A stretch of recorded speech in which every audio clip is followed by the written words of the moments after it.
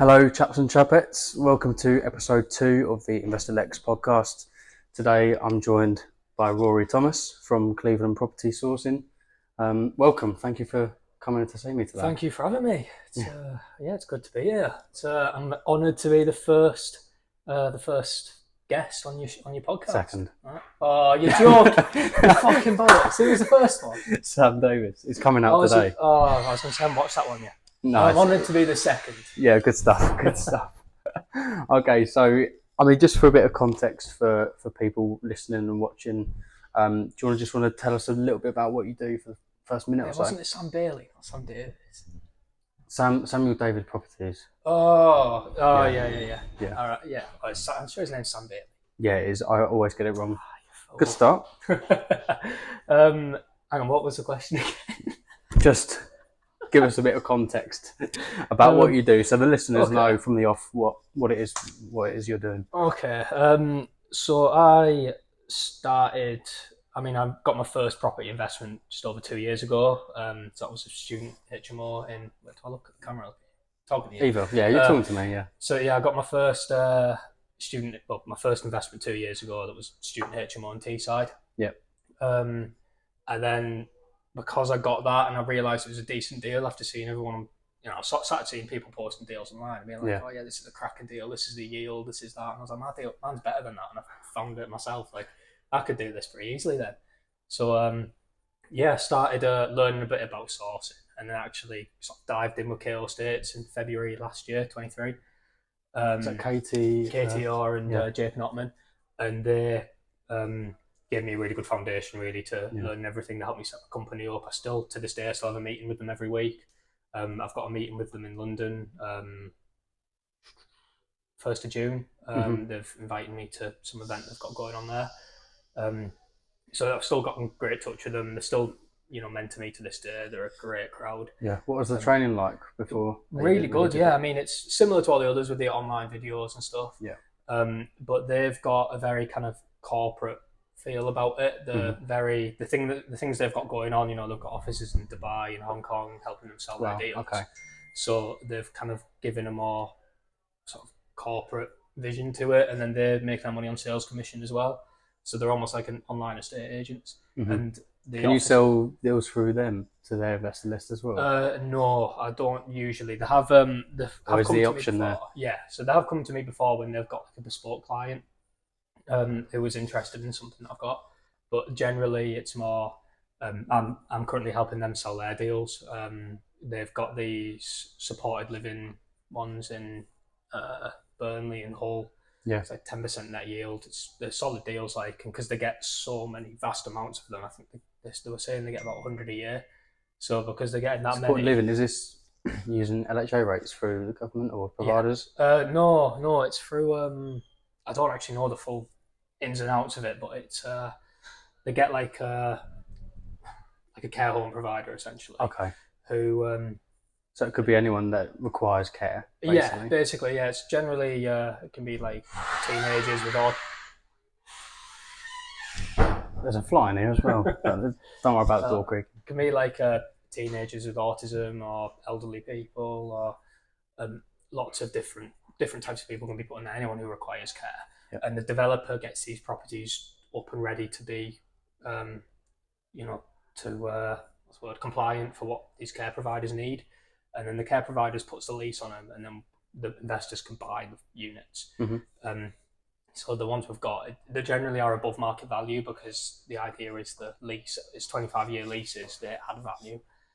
So is that a fixed price for 25 years, which is why it's above market value today, to make sure inflation catches up with it in 25 years? It's more it's above market value on the commercial value of the property is the thing behind it, because it's guaranteed rent for 25 years. So it's got a commercial valuation on it. Yeah. It goes up with the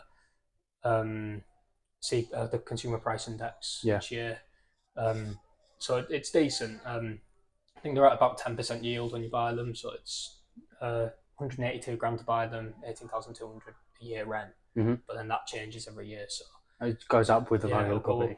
Go up with inflation. You hold it for 5 years, and even after a couple of years, the bricks and mortar will be worth the value you're paying for it anyway. Yeah. If you hold on for 25 years and decide to sell it, then it's You're laughing, yeah. Apart from capital gains tax, but exactly. we won't talk about that. I think that's an absolute nightmare, to be fair. I feel like I'm just selling deals on your podcast. We can do, yeah. I mean, there won't be many listeners probably at this stage, but no. I got in early because I'm second for a reason. The first one's to get the crowd. Yeah. Well, hopefully we'll see. We'll see if it takes off. I mean, I just started this because I just like talking. To be fair, and it's a platform that I can get to know other people in the same situation as me. It's a place where they can promote what they do as well. You know, you might see some business from this. Hopefully, fingers crossed. Yeah. And out of all the 10 people that listen to it, but yeah, I mean, so that's Chaos Dirts anyway, and like I said, they really help kind of, build a good foundation, more about knowledge, or just learn a good amount from them. And then the Fontaine brothers is what kickstart, things. I'd only sold one deal before I joined the Fontaines, and then when I joined them, I think I was the first person to sell a deal through the dealers club. Yeah, you were in quite early, well, very early, weren't you? Yeah, and then I think it's just sort of things just snowballed from there. Getting that one, and then because finding deals wasn't the problem; it was getting investors. So I had I think when I joined the Fontaines as well, I maybe had like 200 followers or something. Mm-hmm. They then, we posted the YouTube video with them. We did they came up they went to Middlesbrough. I went up and met them there, and we had a look at the deals I had going. I'm pretty sure I followed you on my personal account before I even started in property.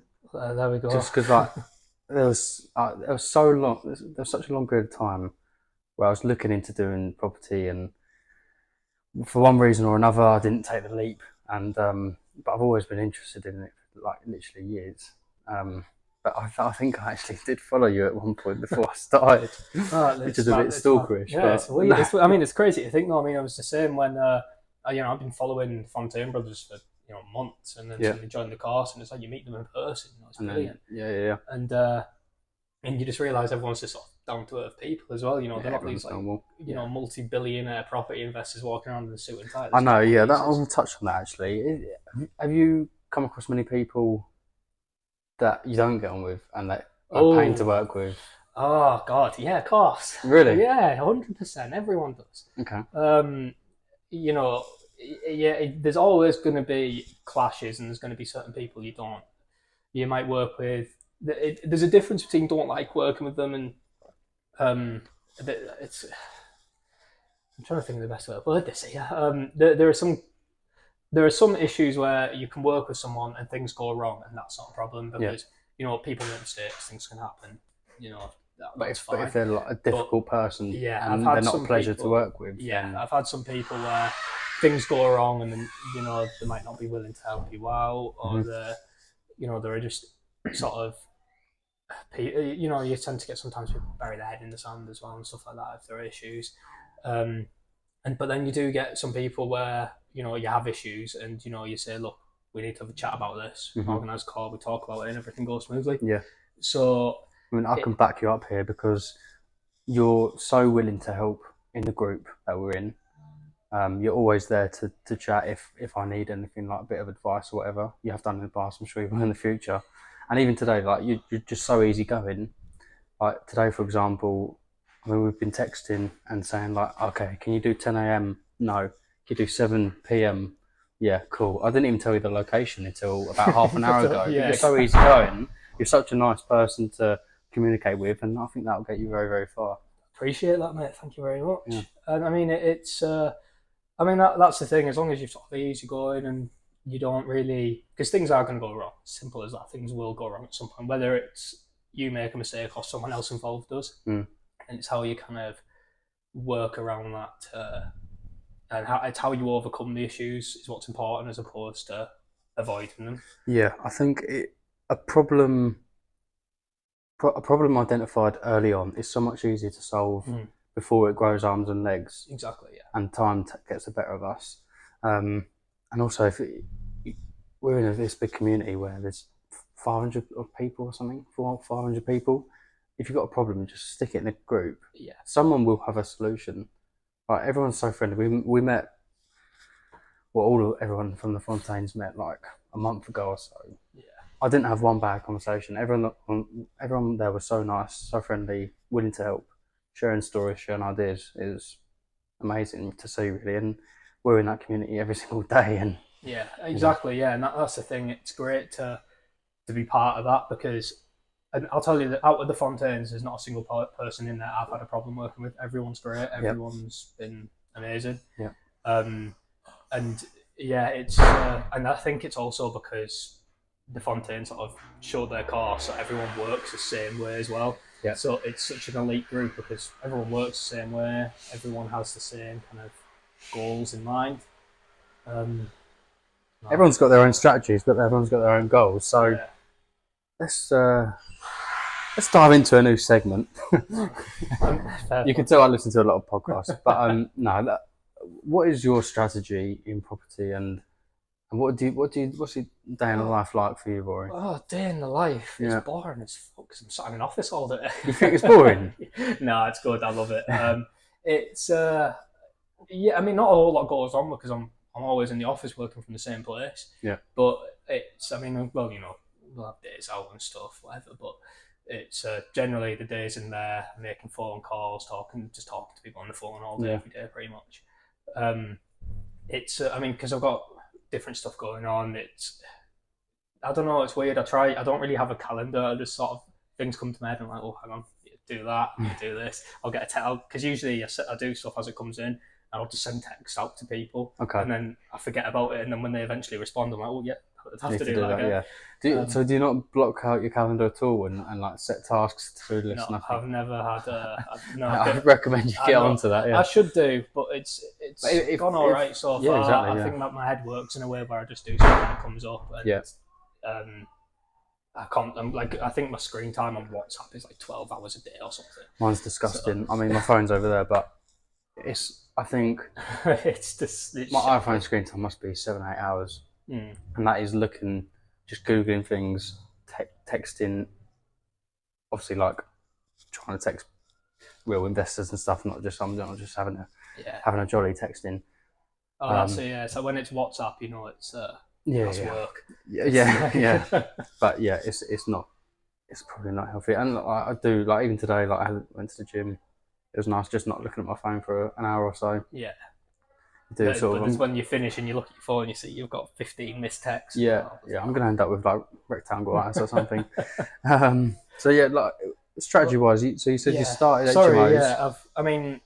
So strategy when it comes to sourcing, I source deals myself in the northeast and in Teesside, and that's where all my contacts are. So occasionally, you know, when how are you? Sorry, jumping in. How are you dealing with living in London and sourcing in northeast? It's easy. I don't get why. It's easy. Yeah. Okay. It's so much easy. It's easier than living in the northeast because if I lived there, I'd be going on viewings all the time. I don't do a single viewing. For all the deals I've sold, I've not viewed a single one of them myself. Do you use Viewbar? No, just video viewings of the agents. And they're happy to do that for you? Yeah, they go around, take a full video, and I'll even say, here mate, send me a picture of any defects you've seen, you know, and they literally send me pictures of little snags and little scratches in the walls, little bits of skirting board scratch. They'll send me pictures of everything. Is this a handful of agents that will do that for you? Not everyone. Yeah, so you need to get that relationship going first. Yeah, exactly. Yeah, and I mean, because one of them, they manage my own HMO, so you know, because they do that, they're happy to work with me. There's a couple of other ones where I've sold a few deals for them, so then the early deals were a bit trickier, but then when I saw the first ones, you know, I sold one or two through them, and then they're like, but it becomes so much easier. They want to work with you. Like they pull deals off the market without even questioning it. They're just like, no problem. And it's it's done. That's the thing. Relationships are so key. Exactly, and it just makes it so much easier. But then any refurb ones, I'd get my builder to go do the viewing as well because he's obviously got the head for it, and then he can quote up the price for us. I was going to say, will he quote for you as well? How long is that going to take him? Next day? No, he'll ring me and tell me how much it'll cost instantly. Right. So then, but like ballpark though, 40 to 50k. No, he'll say, because he's got the head for it. He's been doing it for 20 odd years. Yeah. That he walks in, he knows, you know, he's just done a refurb for me myself. He overprices it a little bit as well, so he can make a saving later on. Just so if it comes under, you're happy then it's to a line. winner, you know. Yeah. And he can look. Oh, that needs doing. Skirting boards need doing. Upstairs, it's that big. It needs reboarding. Rip out a bathroom. Yeah, bathroom needs brand new bathroom, shower. Yeah. And he'll look at all that. He knows the figures off the top of his head. He'll say to me, "Yeah, this is how much it's going to cost." Yep. No problem. I'll text it to the investor, and then the next day he'll send the detailed quote. Yeah, the actual bill of quantity. Yeah. That's right on my bag. There's a quantity somehow. Ah, yeah. I heard the bill of quants. Haven't heard. I said that I was on about it yesterday. I'm doing programs for review frames, and we had to review the bill of quants for all the stuff again. And I was like, I can't be asked it anymore now. No, I mean, but it's really good for me. Like I was making a draft, like refurb bill of quantity. Try and get absolutely everything into it, so that when the builder does come and price it up for him, I'll just send him this template and say, "Can you fill that out, please?" Yeah.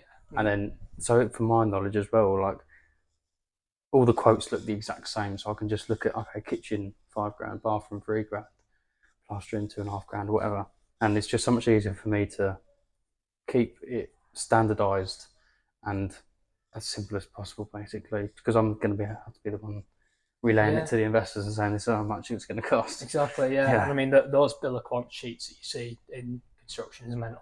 Like they are huge, some of them, like they're massive documents, because every little detail has to be priced up. Yeah. You don't see that in a property refurb. There's no near as much detail. You know? Yeah, I'm working on HS2, mate, and like you said, the level of detail, which has allowed me to be very analytical, isn't it? Yeah, exactly. Analyse the numbers, but also like present the refurbs in a certain way that makes sense, bringing from my QS work to here. Yeah. So, example, because if you were winning clients who were willing to put down, 150 million for a job to be done, it makes it a lot easier when you're asking for a couple of $100,000 to put in a house refurb. Yeah, I mean, I've just been in procurement with HS2, and we're well over $1 million for sort of one package. I'm not really sure if I should say that. I might cut that bit out. That's classified information. It's projected to be just over $1 million, something like that. Yeah, and when you can win clients paying that much money, because that's how Well, these are big companies. These have been in for a long time. The amount of detail they require to put that much money down, though. They still require detail. Yeah, which means I'm like, it just goes to show how thorough I am in the numbers. Like, I'm very much numbers driven. Like, I'm just looking at numbers all day, just numbers all the time. Yeah. So, best way to be, though, mate. This way, isn't it? But the strategy now, anyway, because most of the deals I sell aren't even mine anymore. I just sell other sources deals. Yeah, we need to have a chat, actually. We do. He was on the phone to me this morning. Really? Said, have you got any deals in the Birmingham guy? Yeah, because he was like, just wondering if you've got any deals in the West Midlands. And I was like, I'm at my meetings with him at 7:00, and he was like, I thought it'd be this morning, no problem. Okay, nice. So I was like, he rang me at like 10:00 or something. Yeah, we'll have a chat. Yeah. So selling other sources deals, because I've got my investor list up. So again, it's light work, it's just reviewing a deal that's already packaged pretty much. Yeah, you need to do your due diligence, make sure like the GDV is accurate. Yeah, exactly. Make sure they've actually secured it for X amount price, and because if you're sending duds to your investor list, then it makes that invalidates you. Exactly. So it still is a job in it. Most of my time is telling other sources, well, this deal isn't quite there, or you need to do this to make it a deal. You need to do that, as opposed to just accepting deals on, because it's half the time I just have to say it doesn't quite stack, and it's even people I've worked with and sold their deals before, I'll always check over, because it's better to have two eyes on it than one. Yeah. So like, there's never a point where I'll look at a deal and be like, just push it out, no questions asked, because even the people who I trust and I know they can present a good deal and everything, it's always good. I'll check over it myself, get my own head around it. Because if I'm selling it to an investor, I need to understand it. Yeah, because they'll be asking you questions. Exactly. If you can't give them an answer, it looks bad on you. Exactly. Yeah. So it's always been the best way to work in that regards, anyway. Yeah. It's again, I don't view any of them myself. I'm just a middleman in those ones, so it's win-win either way. Yeah, it's good stuff, mate. Like, I feel like you've got a nice little. It's a cushy setup. As it's going. Yeah. Okay, I'm just going to change subject a little bit, mate. We've got a section here about quick fire questions. Okay? Oh, bloody hell. So, I think there's about 10 here, so bear with. Favourite subject at school? Oh,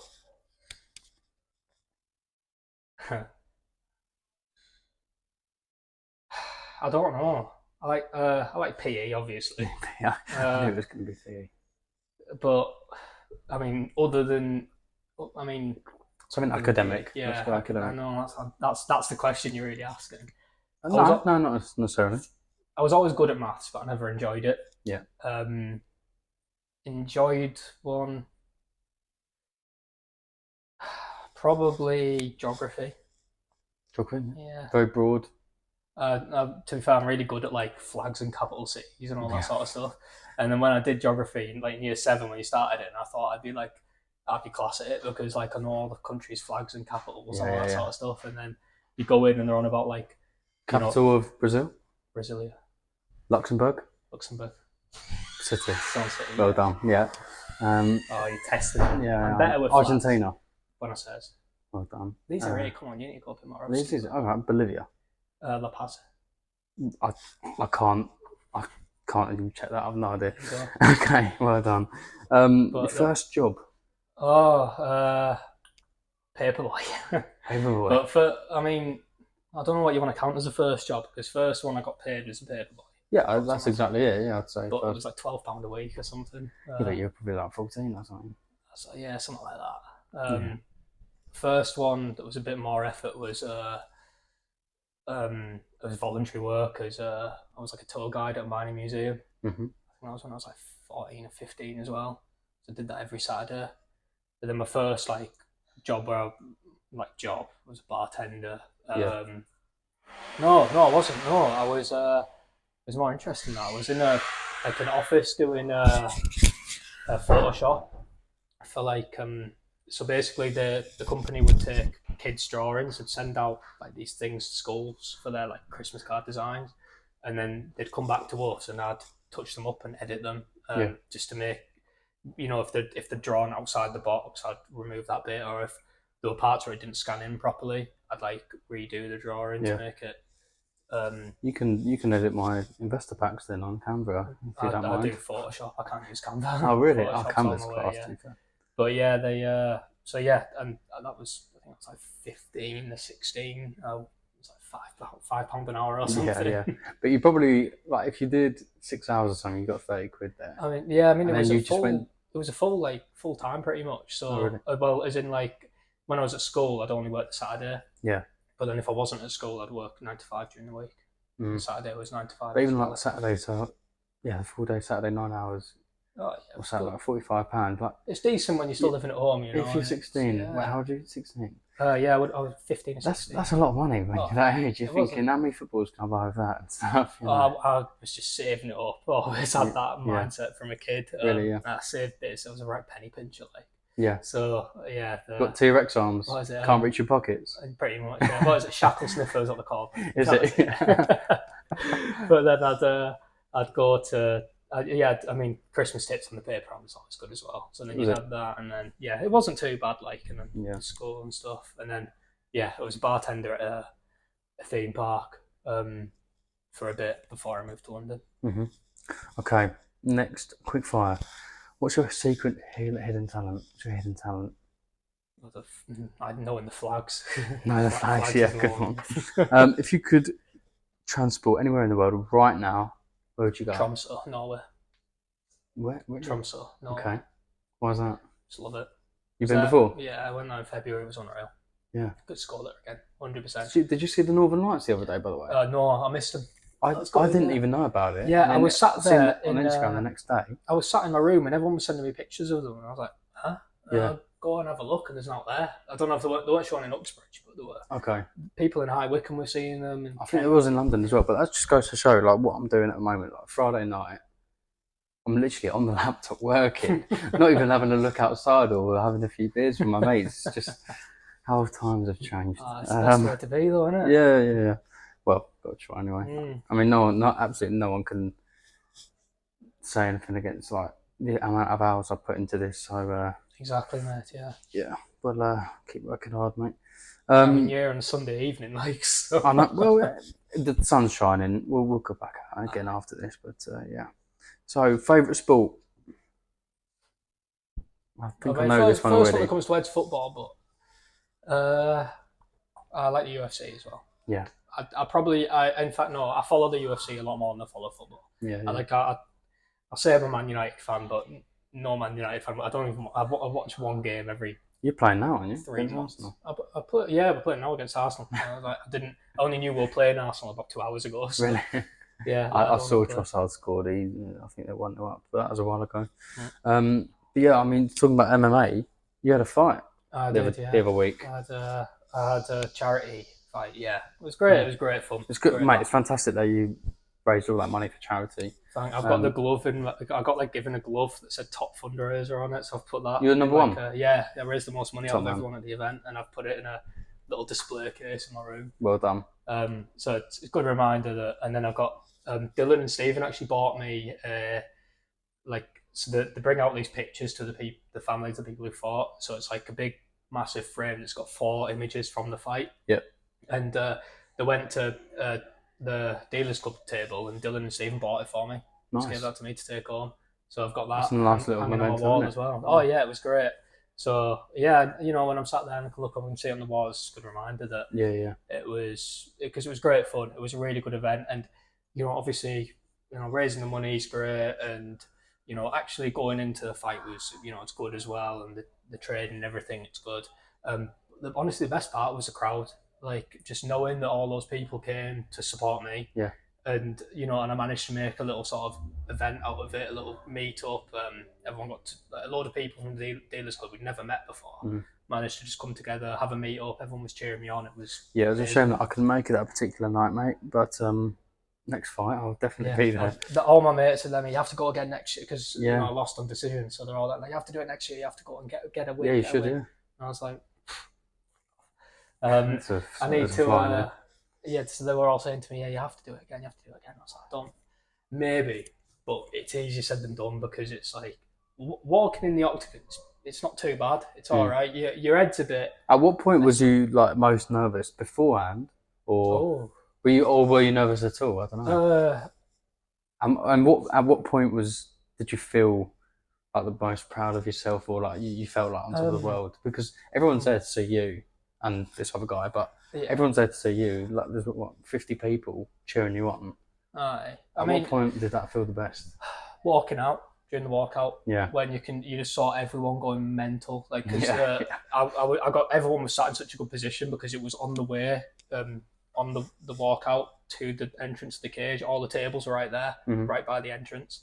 So I could see everyone just going mad, and I'm watching the videos after as well, seeing everyone going crazy. That was amazing. But when it comes to nerves, probably, I don't know. There were different points, like the matchup, after the matchup, and you know who you're fighting, the nerves settle in a bit. Before that, you don't care at all. But you'd already sparred with him. But then, I'd already sparred with him, but it's still a bit like, when you know who you're fighting, it changes. I guess in that moment, real at that point. It dawns on you that we're fighing. Yeah, exactly. This is real. And you saw that guy as well. He's like, when I did the face-off, I'd like, that guy seen some shit. You're a lot bigger than him as well. I'm taller than him, but you can tell he's more athletic. He's definitely fitter. And he... you think that what killed you? I mean, look, he looked like he killed a person. I don't know if he has, but he's a nice guy. He's a good enough fella. Yeah. And we I think it was either the nerves after the matchup, or the day when you get to the event and you see everyone, when you're in the room with everyone else there and doing your medicals and stuff. Yeah.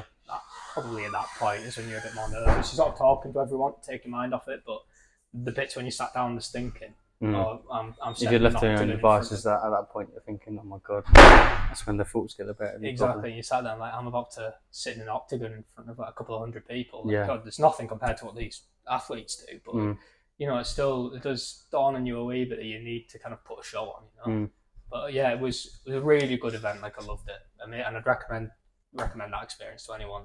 Fighting, I mean, I'm a lover. They do boxing, they do ballroom dancing. They do all the whole Again, not a dancer.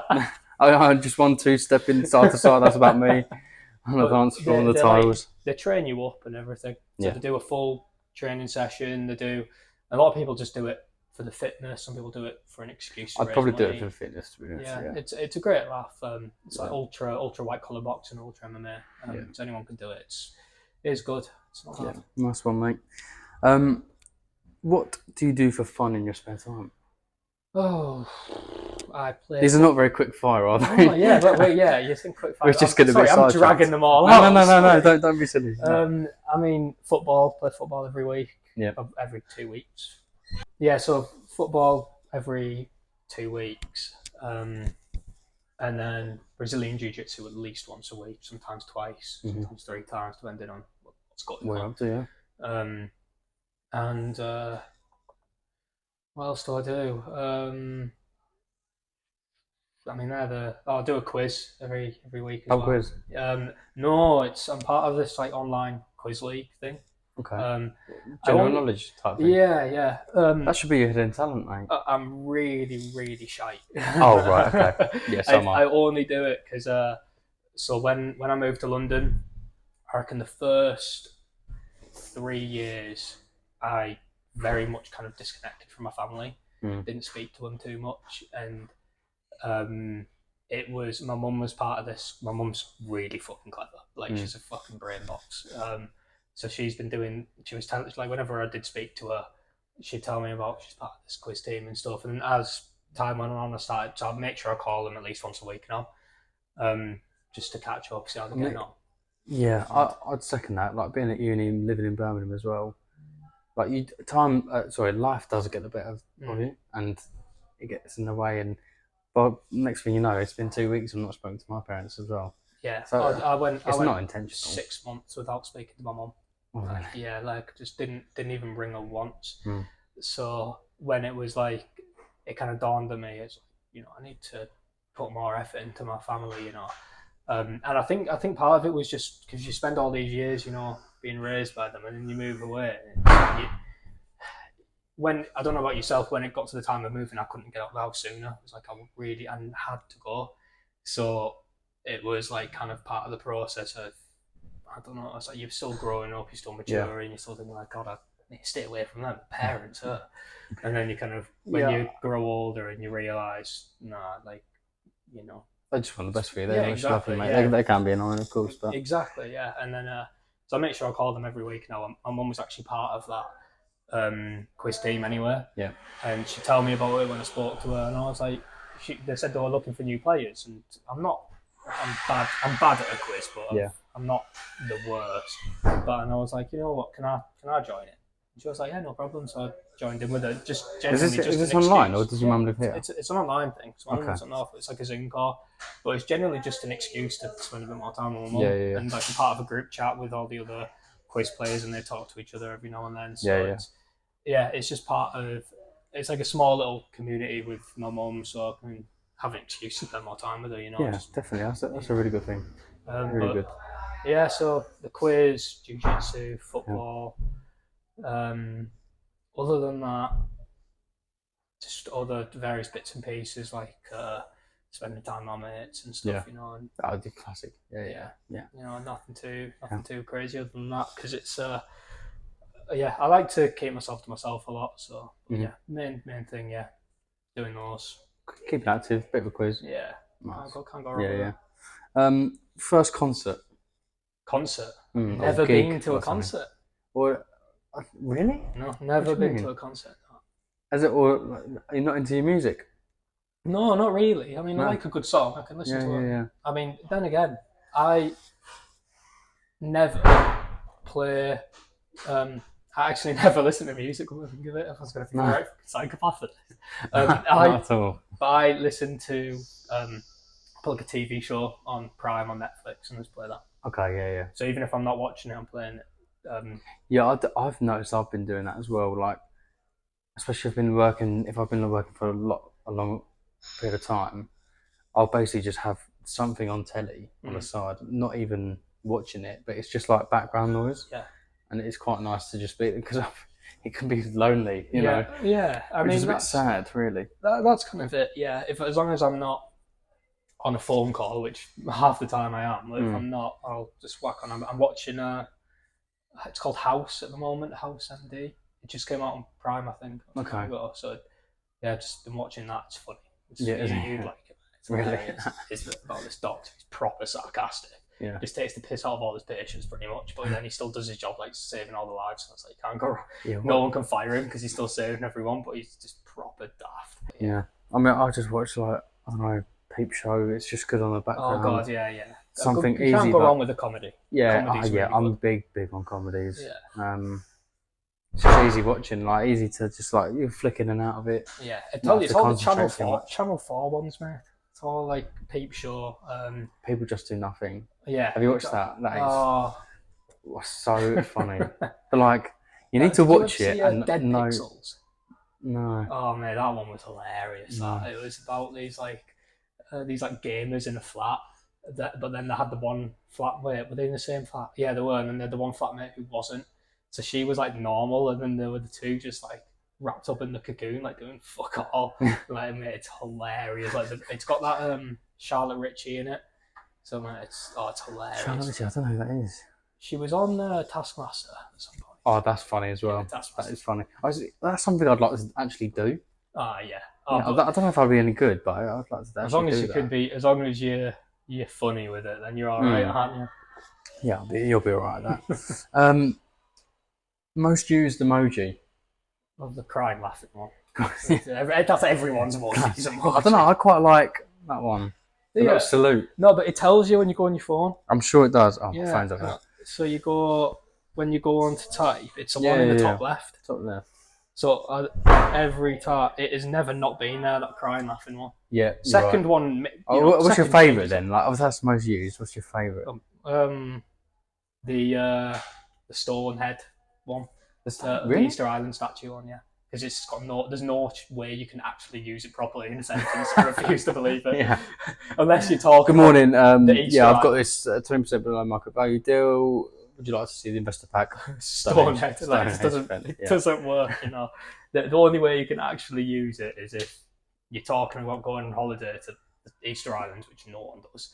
Where are they? Like near Chile Greece? or something. Oh, Chile. Yeah. Wow. I say that. I'm pretty sure most of the money comes from tourism, but it's so small, they're not going to get that many people there. Yeah. And it's just weird. Why is it an emoji? I don't know. When's anyone going to use it? There's probably hundreds of emojis that I don't even know exist. Okay, if someone was to play you in a film, who would it be? Someone play me in a film? Yeah.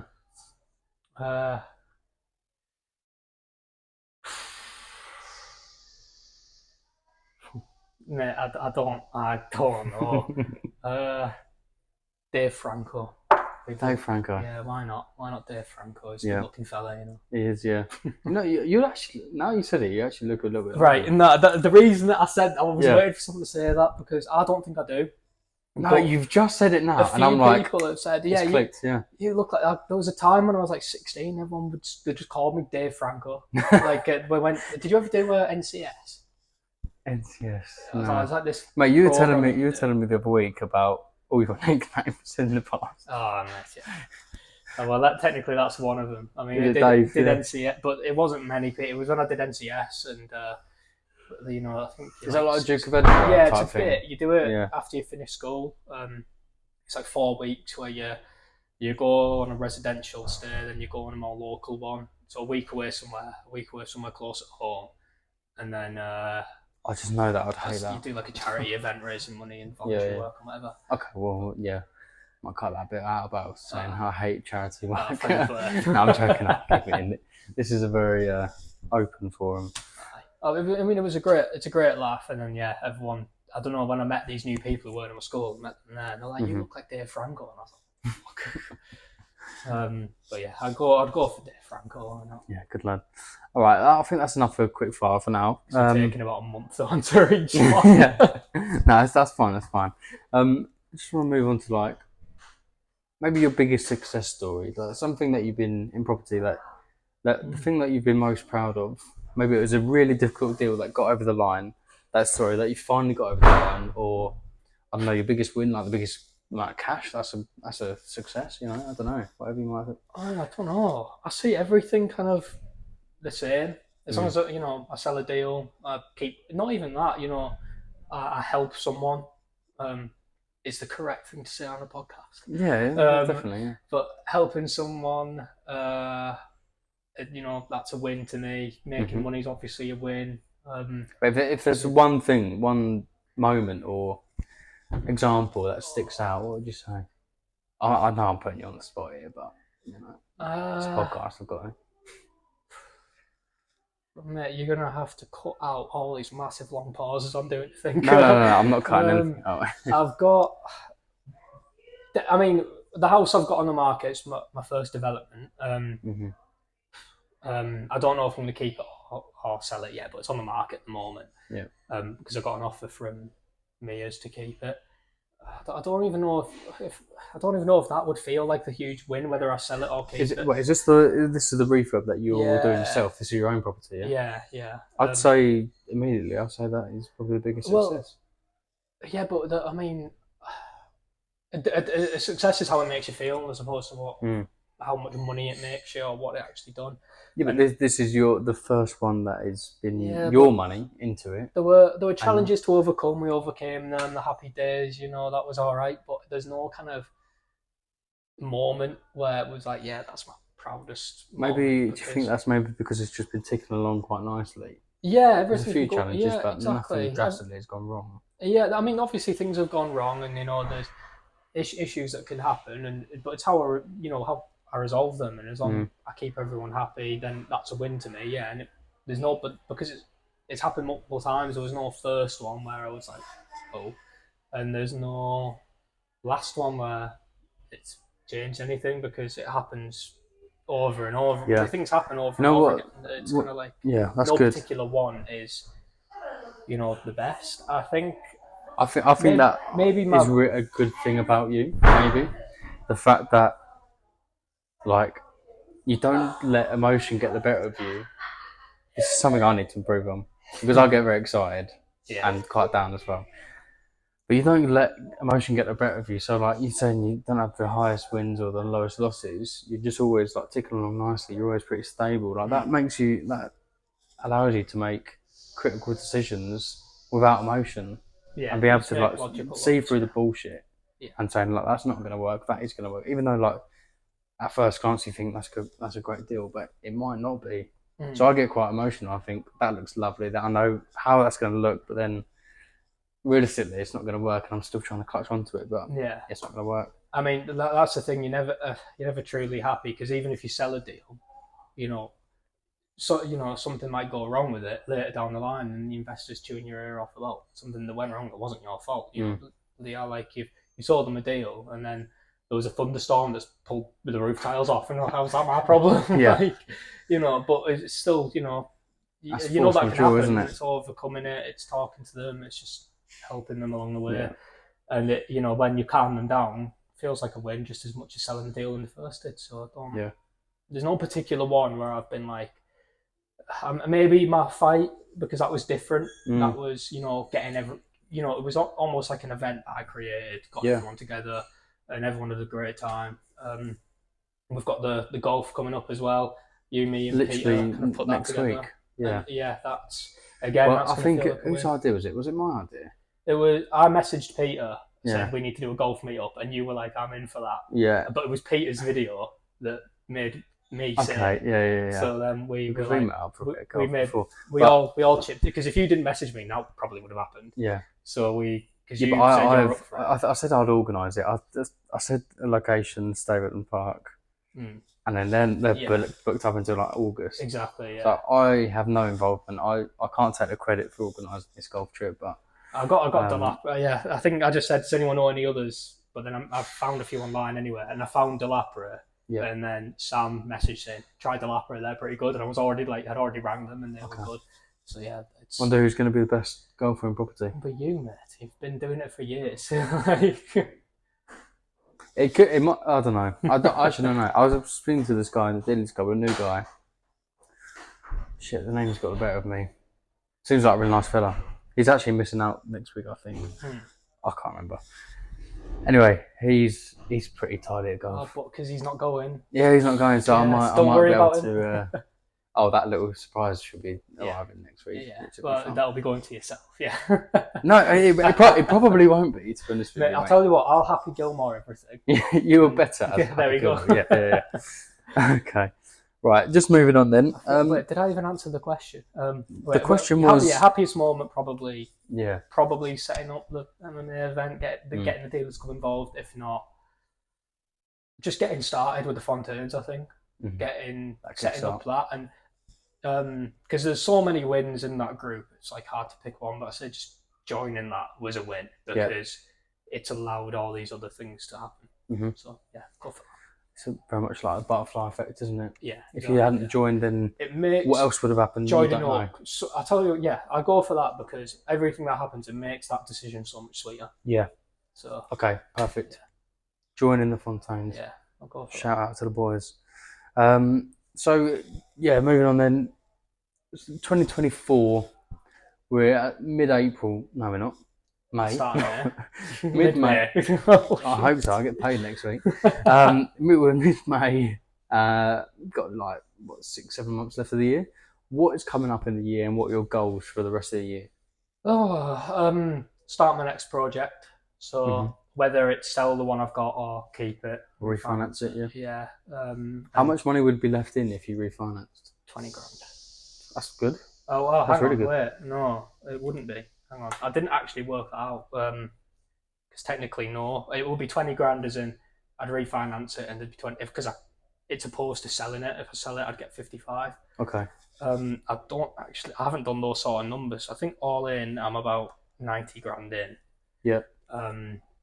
So what's it sell for? If I'd what's it gonna? It's on the market for 110. It got valued at 105. Okay. If I refinance it, I'd get 75k back, so it's 15k left in from as a BRR technically. But that's if it's valued at 100. If it's valued at 105 or 110, but you've already got the valuation. Well, it's a estate agent one, isn't it? So, okay, so it's different. Yeah, fair enough. I thought you might have got a bricks. I know the mortgage valuation, they valued one down the road at 105. So if they valued that at 105, and it's what sort of condition was that? Same as mine. I based mine on doing it up to the condition. Well, so you said to the builder, look, I sent it's probably down the road. Yeah. Looks like this. Let's do that. Not copy, but let's just get it to the. Yeah, like I said, make it like for like. Yeah. Okay. So then you know. Yeah, and there's a couple of different valuations there and thereabouts. Yeah. Yeah. Because that one sold for. It was on the market for 110, sold for 105, valued at 105. When was that? How many months January. ago? Jan. Okay, so yeah, you're probably looking at the same price. Yeah. So then if mine got valued at 105, and it was I know there was Accord mortgages as well. So if I go through the same brokerage, if I go through the same lender, they'd hopefully give me the same value or value mine the same. If I got 105 pulled out for that, it'd be 12k left in the deal or something. I don't know. So that's solid, mate. Can't go wrong with it. And then I've got. So you bought a house for 12 grand. Basically. Yeah, and then I've got a May's lease I can put on it that pay me 561 a month. And then there's no management. I don't need to insure it. There's nothing. This is for social housing, right? Yeah. So then I think my cash flow would be about 200 a month, and I'm keeping the property. And it's completely hands free because I don't even need to approve works or anything because they're doing all that. They maintain it for you. Yeah. Yeah. So I'd say that's your goal is to either pull cash out or move on to your next project. Just start my next project is the goal in the end. Yeah, and then.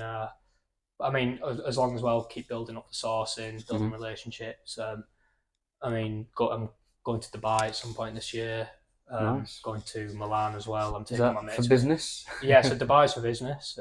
Yeah, which is quite exciting. Is this with KO? No, it's with I don't know if don't put that in the podcast. No. Yeah, it's we're seeing how it goes at the moment. It's steady.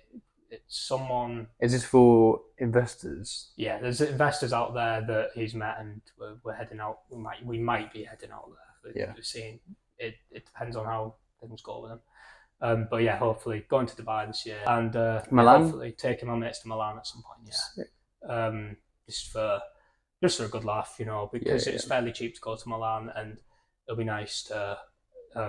Well, to be fair, I got hammered one night and promised them I'd take them to Milan at some point this year. There we go. Well, it's all on you then, isn't it? Flights. Yeah. So yeah, it'll still be a good laugh. I'm looking forward to it. I'm thinking of going to Italy this summer, but I need a nice beach. I do like a beach. I heard Naples really good. Naples, yeah. Neapolitan pizza. Amalfi Coast and all that sort of stuff. Yeah, we'll see. That could be very, very nice. Okay, so we're sort of coming to the end now, mate. Oh, bloody hell. Here's an opportunity for you to plug your socials. Yeah, go Follow ahead. me, Cleveland Property Sourcing. Yeah. It's an amazing page of me fucking up all the time. And, well, yeah, that's it. Don't have much else to provide. How about we flip the podcast? Alex, tell us about yourself and how you're investing. Oh, Jesus. Well, Your you can start your own tell us about podcast your and property bring me on journey. as a guest, mate. Not fair. No, I'd be a shite horse on a podcast. I can't speak properly. I can repeat words. So No, you've done well. You've done all the talking today. I'm just asking questions, mate. You've done very, very well. Thank you very much. Anyway, thanks for your time, mate. Really appreciate you coming down. It's been great seeing you. I mean, I'm going to see you next week anyway. But thank you, everyone, for listening and watching, wherever you might be. And remember, don't stress. Just invest. I'll do the rest. That's fucking horrendous.